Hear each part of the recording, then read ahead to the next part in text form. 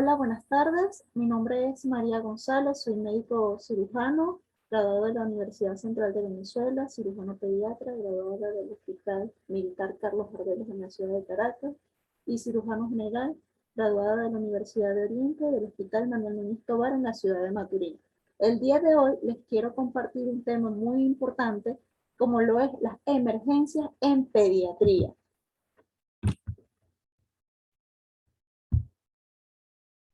Antes de entrar como tal en materia, vamos a definir lo que es la emergencia y lo que es una urgencia. ¿Por qué? Porque tenemos una concepción de que cualquier cosa, hasta un paciente con una gripe, acude a un centro, un hospital tipo 4, cosas que se pudiesen resolver en un centro de atención tipo 1 como un ambulatorio. Entonces, una emergencia es lo que tiene que llegar a este tipo de centros para poderlos atender de manera oportuna. Son todas aquellas que amenazan de manera inmediata a la vida. Las urgencias, no existe una amenaza inmediata para el paciente. Claro, eso sí, una urgencia se puede convertir eventualmente en una emergencia.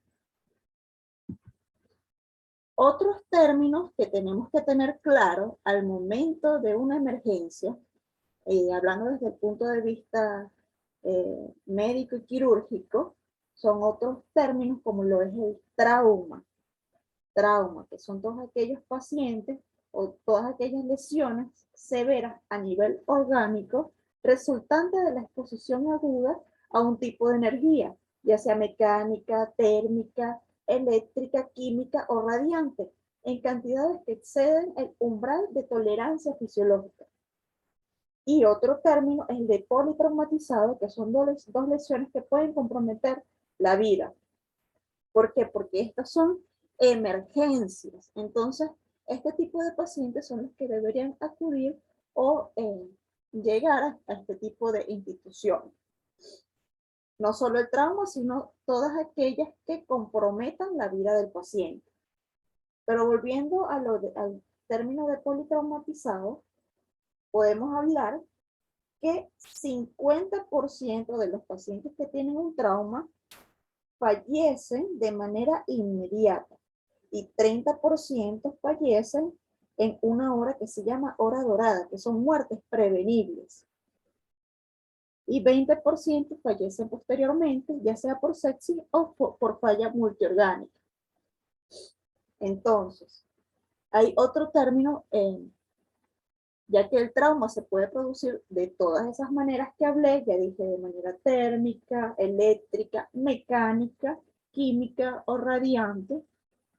Es decir, hay muchas lesiones que se pueden producir de distintos tipos de formas y producir un trauma en el paciente. Ahora, está otro término que ya se ha dejado en desuso, como lo es el término de accidente. El accidente se ha cambiado por la palabra lesiones o por la frase lesiones no intencionadas. ¿Por qué? Porque el accidente habla de algo que no se puede prevenir. Y valga decir que lo que nosotros conocemos como accidente sí son prevenibles. Es decir, son lesiones no intencionales. Es decir, nosotros podemos cambiar en esta triada epidemiológica, como lo es el huésped, el agente y el medio, algunos de ellos, y prevenir que se produzca esa lesión no intencionada, que es lo que nosotros conocemos como accidente. En pediatría, esas lesiones no intencionadas, las más frecuentes, se relacionan al accidente de tránsito, ya sea en pacientes lactantes y preescolares, en escolares y en adolescentes. Posteriormente están los pacientes ahogados, las quemaduras y las caídas. Pero todo esto, todas estas son prevenibles. Por eso ya no hablamos de la palabra accidente, sino de lesión no intencionada. volvemos a la emergencia. ¿Qué es lo que acude a la emergencia en pediatría? En pediatría acude cualquier tipo de paciente, pero lo más frecuente son infecciones respiratorias, ya sean con o sin neumonía, faringoamigdalitis, infecciones urinarias, enfermedades diarreicas, enfermedades que de manera oportuna se pudiesen atender en un centro de atención ambulatoria, un centro de atención tipo 1, sin tener que llegar a un centro de atención tipo 4. Es decir, son urgencias que se pueden evitar que se conviertan en emergencias. Y eso enlentece la atención de las reales emergencias. Estamos hablando de otros como las heridas, los traumatismos, los abdómenes agudos, las infectas de cuerpo extraño, los politraumatismos. Ahora, ¿cómo evaluaríamos a un paciente pediátrico en la emergencia? Les colocaré una serie de ejemplos. En esta oportunidad hablaremos de la familia Ruiz, quien decidió hacer una piscinada con su niño de 5 años y lo perdieron por un instante, lo perdieron por 5 minutos. Han sacado a un niño inconsciente y resulta que es el niño de la familia. ¿Qué se puede hacer? ¿Qué debemos hacer? Lo primero que se debe hacer ante cualquier cosa, si estamos solos, es llamar a una emergencia, llamar a alguien que tenga el conocimiento. En nuestro país están disponibles el 171 y el 911. De manera global, además de estos números, también está disponible el 112. Entonces, otra cosa que tenemos que tener en cuenta cuando evaluamos a un niño en el cual su vida corre riesgo de manera inminente, inmediata, es que no son adultos pequeños. Es decir, los órganos que están principalmente comprometidos no se manejan de la misma manera que en el adulto. Durante la evaluación hay que evaluar 3 ítems en particular, como lo es el CAR, dígase de la circulación, el aspecto y la respiración del paciente. Usemos esta mnemotecnia para poder saber cuál es la valoración esencial del paciente, según este triángulo de evaluación, donde el aspecto va a valorar no solo el sistema nervioso central, a través de si está oxigenando adecuadamente, si tiene una perfusión cerebral adecuada, a través del tono, si está reactivo o no, si tiene un lenguaje o un llanto fuerte o un lenguaje adecuado, cómo está la mirada, si coopera o no. La circulación habla de cómo está funcionando la función cardíaca y la perfusión de los órganos. Es decir, hablamos de la coloración de la piel, si está pálido, si tiene livideces, si tiene cutis marmorea, si hay cianosis periférica, y la respiración, si está asociado a alguna patología respiratoria, es decir, si tiene algún trabajo respiratorio, si hay retracción, si hay tiraje, aleteo, taquipnea, o si tiene algún otro ruido respiratorio anormal asociado. Esto tiene que ser una valoración rápida.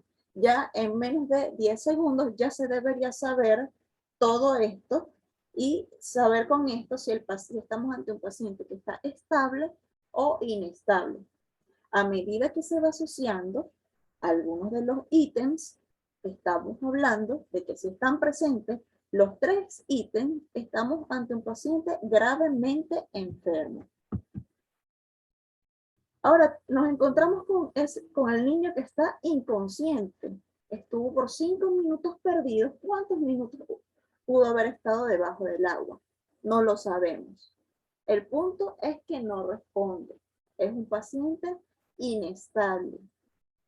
Y la persona que tenga mayor conocimiento, después de que hizo la llamada, tiene que proceder a la reanimación cardiopulmonar.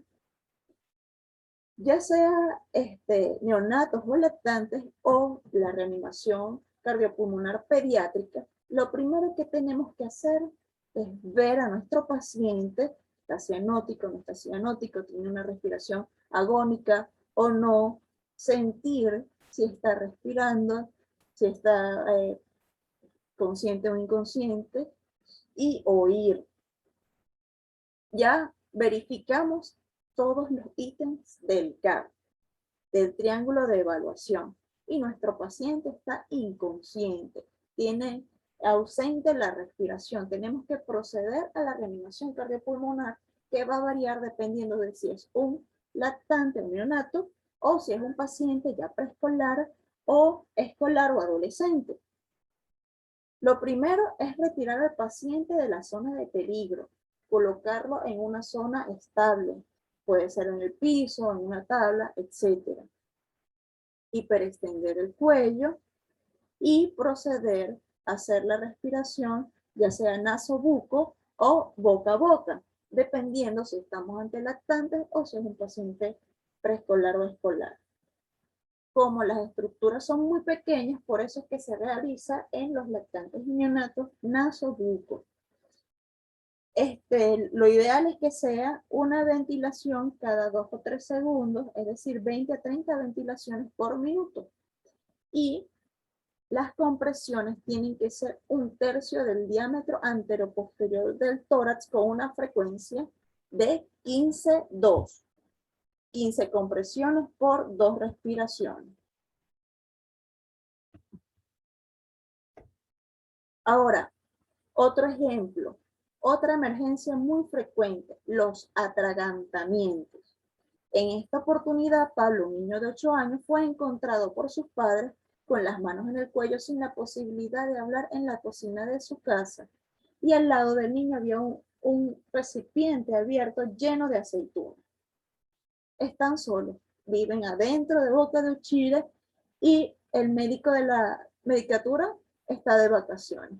¿Qué pueden hacer ellos por el niño? ¿Qué tienen que hacer? La vida del niño está en riesgo de manera inminente. Lo primero que tienen que hacer si no tienen el conocimiento es llamar o gritar por ayuda. Y si están solos, deben incentivar al que el niño, ya que es un niño grande, a que tosa. Si se cansa, pueden realizar golpes interescapulares o realizar la maniobra de Heimlich, que consiste en realizar compresión por debajo del esternón, con las dos manitos por detrás del esternón, hacia arriba y hacia adentro del niño, hasta poder visualizar el cuerpo extraño en la boca, o en caso de que no funcione, hasta que el niño quede inconsciente y tengan que proceder a realizar maniobras de RCP. Si estamos ante niños más pequeños, ante las lactantes, se tienen que hacer compresiones torácicas, como en el RCP, 5 compresiones por 5 golpes interescapulares, colocando al niño con la cabeza más abajo que el cuerpo y revisando la boca a ver si hubo expulsión del cuerpo extraño. Esto realizarlo hasta la salida del cuerpo extraño o hasta que el niño quede inconsciente y tengan que proceder a realizar el RCP. Los traumatismos en general se pueden clasificar según cómo ocurre este traumatismo, según la cinemática del trauma, según este mecanismo. Pueden ser cerrados o abiertos, y los cerrados pueden ser ya sea por algún accidente automovilístico, arrollamiento, colisión vehicular, los caídos de altura, y en los niños también podemos asociar las lesiones por el manubrio de la bicicleta. Y los abiertos, que son heridas por arma blanca o heridas por arma de fuego, y otros que son por intercambios de energía, como lo son las explosiones. Pero es importante saber que el niño no es un adulto pequeño y por ende hay variaciones a nivel de su anatomía y fisiología que los hacen únicos. Es decir, a diferencia del adulto, estamos ante un cuerpo en el cual la mayoría de la masa se encuentra a nivel de la cabeza y el tronco, y no hacia las extremidades como ocurre en el adulto. Además de que el centro de gravedad, a diferencia de los adultos que se encuentra a nivel de la pelvis, el centro de gravedad se encuentra por encima del ombligo. Esto hace que ante cualquier traumatismo, en los niños más pequeños, lo primero que se proyecta del cuerpo es la cabeza y por ende lo primero que se traumatiza. Ante cualquier trauma en un paciente pediátrico, lo primero que hay que evaluar es el nivel neurológico, porque los traumatismos son a nivel del eje central, dígase, el cerebro y la médula espinal. Los traumatismos, sin embargo, pueden ser prevenibles como todo lo que hemos hablado. Por eso ya no hablamos de accidentes, sino de lesiones no intencionales. Y por eso es la importancia del uso del cinturón de seguridad. Un trauma muy frecuente que he tenido la oportunidad en estos 10 años de experiencia en una emergencia ha sido la eyección o la expulsión de los niños del vehículo o en el vehículo. ¿Por qué? Porque no hay un uso del cinturón de seguridad. Por ende, no hay prevención de traumas mayores y el niño termina falleciendo por un trauma o teniendo un trauma mayor de tipo cráneoencefálico. Por eso la importancia del uso del cinturón de seguridad. Además de que ocurre en cualquiera de estos traumas, en una colisión vehicular, una triple colisión. ¿Qué significa esto?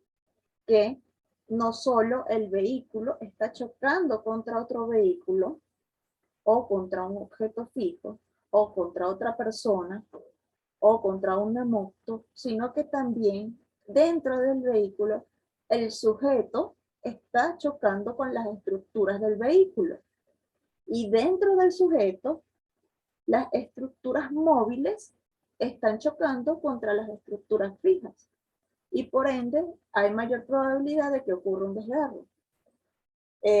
Ahora, ¿qué quiero decir con esto?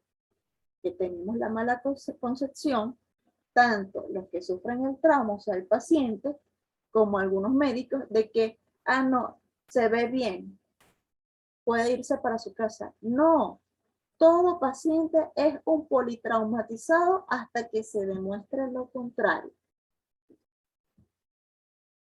A la imagen de la derecha vemos la imagen de un niño que es arrollado. Esa es otra diferencia con respecto al adulto. Generalmente, los adultos que son atropellados, la mayor lesión es a nivel de las extremidades. Aquí vemos que la lesión en un niño es completa.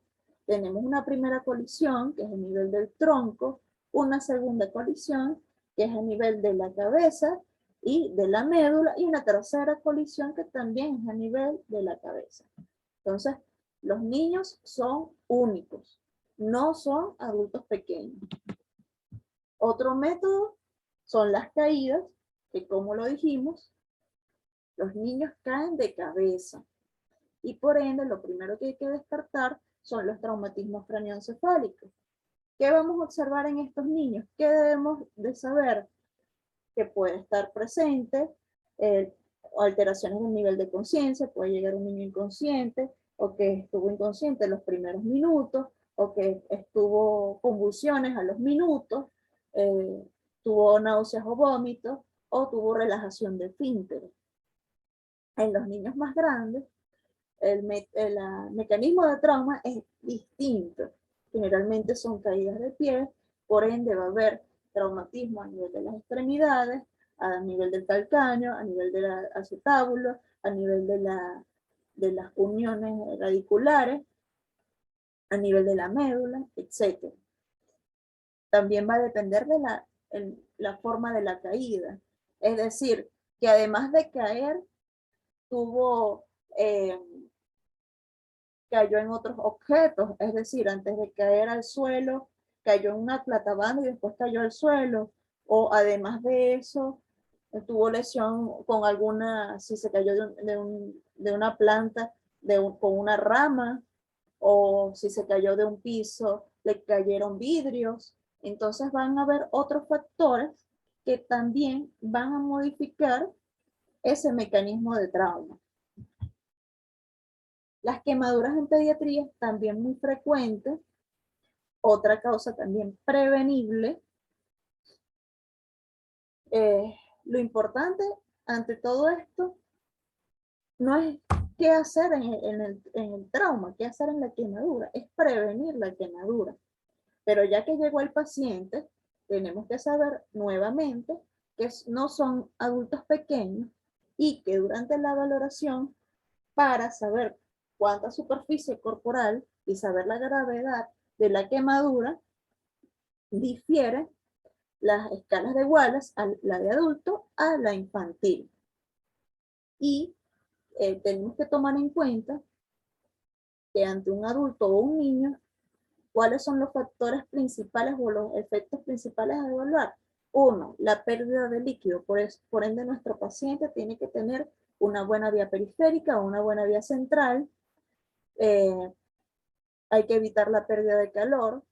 Y ya que perdimos nuestra barrera natural que nos protege contra los organismos, que es la piel, tiene que tener una buena antibiótico terapia y dependiendo del nivel, de la profundidad de la quemadura, una buena analgesia o no.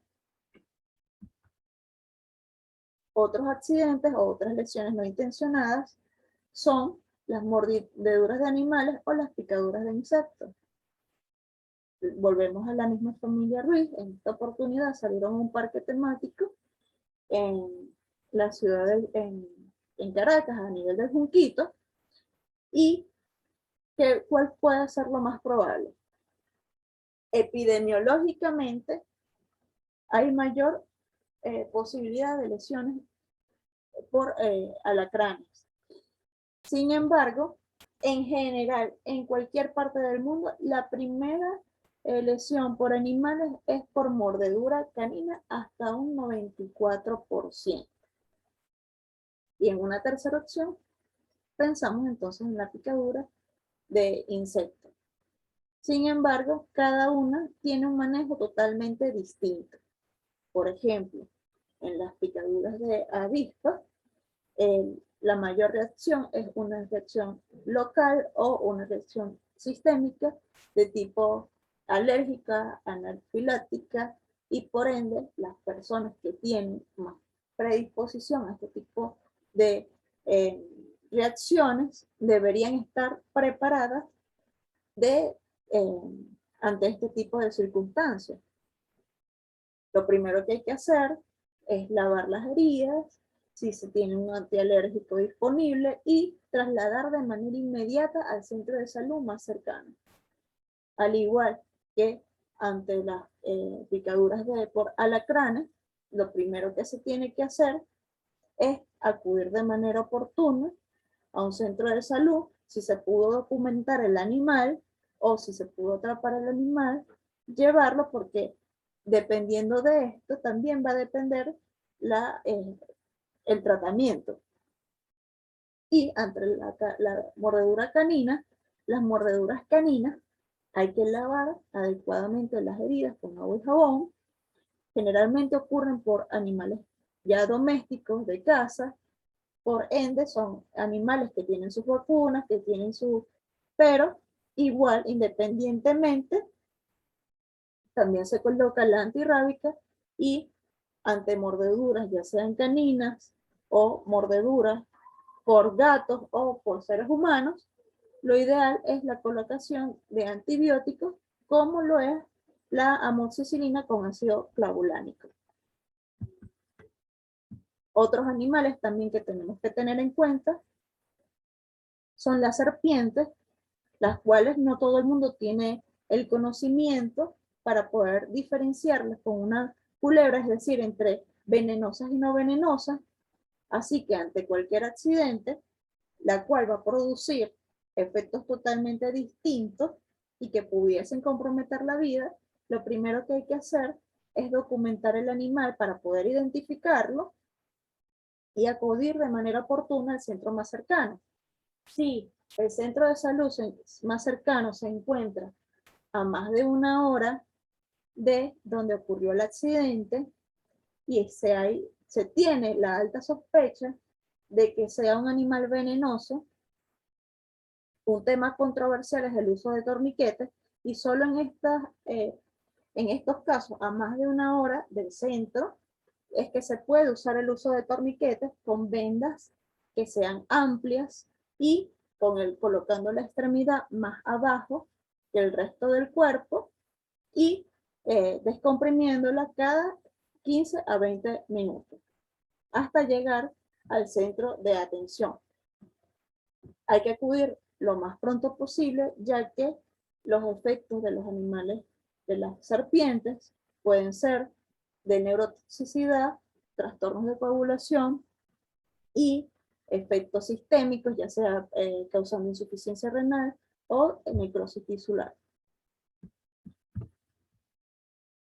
Otros accidentes son las ingestas de cuerpo extraño, ingesta de cáusticos e intoxicaciones, ya sean por cosméticos o medicamentosos. Ya sean ácidos o álcalis, estas ingestas de cáusticos, lo primero que se tienen que hacer es la prevención. 25% de estos accidentes ocurren porque los frascos no están debidamente identificados, por así decirlo. Se coloca el cloro o el detergente en un frasco minalga. Y ya sean niños o adultos, pueden confundir este frasco y consumir el producto. Entonces, lo primero que se tiene que hacer es prevenir, colocar el componente en un frasco debidamente identificado y asegurarse de que no esté bajo el alcance de los niños. Lo otro que se tiene que hacer, además de acudir de manera inmediata a un centro hospitalario, es no darle de comer ni beber nada al niño. Es decir, no darle leche, no darle lechosa, etcétera, etcétera. Y mucho menos, y principalmente, no incentivarlos a vomitar. Porque cuando vomitan, haces un doble daño. El daño que produce el líquido al entrar, que es un cáustico, que es corrosivo, que lesiona la mucosa, y cuando sale nuevamente del cuerpo. Entonces, no provocar el vómito. Otras intoxicaciones es por el uso de medicamentos que en adolescentes se puede asociar los intentos de autólisis, pero también hay una gran cantidad de errores de dosificación, hasta un 12%, con un medicamento muy común y de uso muy delicado, como lo es el paracetamol. El paracetamol es un medicamento tan delicado que con errores de dosificación se puede crear una insuficiencia hepática aguda y la posterior muerte del paciente. Entonces, estos medicamentos tiene que usarlo bajo prescripción médica, bajo la orientación de un médico. Y, como les comenté, lo más importante de todo lo que hemos hablado, es la prevención. Ahora, de parte del papá, ¿qué es lo que debe aportar o qué debería saber? Y de parte del médico, ¿cómo lo debería interrogar? Lo más importante de parte del papá o mamá es que debería tener una carpeta debidamente identificada con todos los antecedentes, todas las alergias, todas las hospitalizaciones médicas y quirúrgicas y la tarjeta de vacunación actualizada del niño. Y si estuvo presente, saber los tiempos en los que ocurren las cosas.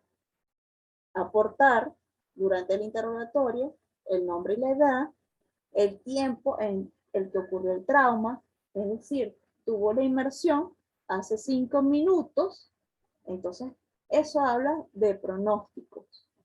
Es decir, no es lo mismo un paciente que tuvo un traumatismo, un accidente de tránsito hace 6 horas, que uno que tuvo el traumatismo hace 20 minutos. ¿Por qué? Porque si llegó a la emergencia, está estable y pasaron más de 6 horas, eso quiere decir que las heridas o el trauma que tiene ese paciente que pasaron 6 horas no fueron traumas que comprometieron su vida de manera inmediata. ¿Pasó? Las muertes que ocurren ese 50% que ocurren de manera inmediata, pasaron también esos 30% que ocurren en la hora dorada y llegaron 6 horas y el paciente está estable. Por ende, el tiempo es muy importante. El mecanismo como ocurrió ese traumatismo. Dijimos que el trauma puede ocurrir ya sea por fuerzas o energía mecánica, térmica, eléctrica, química o radiante, por todos los mecanismos que hemos hablado, las lesiones que tiene, los síntomas que tiene el paciente, si tiene algún tipo de tratamiento y en los niños también las vacunaciones que tiene. Otro mecanismo es a través de la historia sample, donde preguntamos signos y síntomas, alergias, medicamentos, enfermedades previas, si es un paciente quirúrgico, cuando fue la última ingesta oral y aquellos eventos que fueron precipitantes. Existen muchas otras emergencias, pero estas son las más frecuentes. Hay otra emergencia que es un tema bastante álgido y puede ser una urgencia o una emergencia, dependiendo de la gravedad, como es la violencia doméstica. Es decir, aquellos niños que sufren de violencia física y de violencia sexual y que por ende tampoco no podemos marginar este grupo y hay que evaluar adecuadamente el paciente. Y si algún papá está viendo este video y le deja cuidado a sus hijos, a alguna otra persona, ya sean sobrinos, primos, hermanos, abuelos, vecinos, etcétera, es que cualquiera puede ser. Entonces, dejarle tu hijo a otra persona es algo bastante delicado. Y bueno, ante todo, como lo dije desde un principio, es la prevención de los accidentes. Estamos en una época donde lo que prevalece o lo que está en todos lados es el COVID y por ende estamos en confinamiento, vivimos más en nuestra casa que en la calle y los accidentes en el hogar se han vuelto más frecuentes. Entonces, tratemos de que si tenemos niños pequeños, colocar una adecuada seguridad en las ventanas, en las escaleras, en las tomas de corriente, no permitirles el acceso a la cocina, verificar los objetos que tienen ellos acceso, pueden tener acceso a pilas, agujas, monedas, juguetes muy pequeños para niños pequeños, evitarlos, así como evitar tener una bombona de gas dentro del hogar para así evitar posibles explosiones o incendios. Y bueno, lo que les comenté también es algo que hay que prevenir con respecto a la violencia en el hogar. Y ante cualquier emergencia, lo más importante es actuar de manera oportuna, rápido. El tiempo es oro y por ende, lo único que nos separa de la muerte es el tiempo. Le quiero dar las gracias a todos por participar, para todos los que van a ver este trabajo, este webinar en la red, y para aquellos que participaron y tuvieron una conexión intermitente, se los comparto también para que puedan verlo completo. También las gracias a las personas responsables del TUFAR, a la doctora Luisa Marín, a mi compañero José Hernández, que está como evaluador, y les comparto este flyers donde pueden inscribirse en el curso de docencia. Y bueno, el conocimiento es poder, y poder compartir, bueno, conocimiento. ¿Qué les puedo decir? Los dejo y muchas gracias a todos por participar.